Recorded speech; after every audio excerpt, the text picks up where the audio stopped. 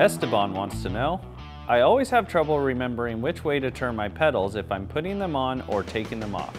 Can you offer some clarification? Whether it's your first time changing pedals or something you've done 1,000 times, remembering which way each pedal threads onto their crank arm can be a tough thing to remember. The drive side pedal is regular threaded, so righty-tighty, lefty-loosey.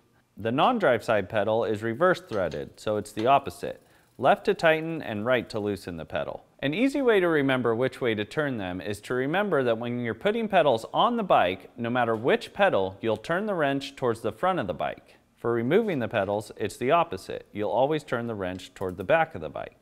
Some pedals have wrench flats on them, so you can use a pedal wrench which has 15mm flats, while other pedals require either a 6 or 8mm Allen wrench to remove or install. It's typically easier to use a pedal wrench, so if your pedals have both, I'd go with the pedal wrench because you can typically get more leverage than you can with an Allen wrench.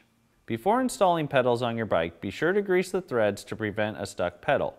If you're using a pedal wrench, start the threads by hand and then put the wrench on the pedals and spin the crank backward until the pedal makes contact with the crank arm. If you're using an Allen, you'll have to spin them on by hand. You don't need to make your pedals crazy tight. Just snug them up to the crank arm and give them another quarter turn or so. When tightening the pedals, I find it's easiest to have the crank arm pointed backwards in roughly the 10 o'clock position or 2 o'clock position depending on which pedal it is. For removing the pedals, I have the wrench in pretty much the same position and will reach over the bike to hold the opposite crank arm and pull up on the pedal wrench to break them free. You always want to be aware of where the chainring is in relation to where your hand will go when the pedal breaks free. We've all heard the horror stories of busted knuckles from people driving their hand into chain rings when trying to break their pedals free.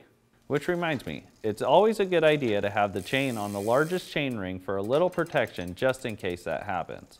Once the pedals are broken free, you can pedal the bike forward if you're using a stand to get them the rest of the way off. Otherwise, just spin them off the crank.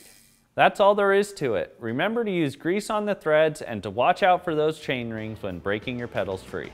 If you want your question asked on Ask a Mechanic, presented by Cyclery, send your inquiry to webletters@competitorgroup.com.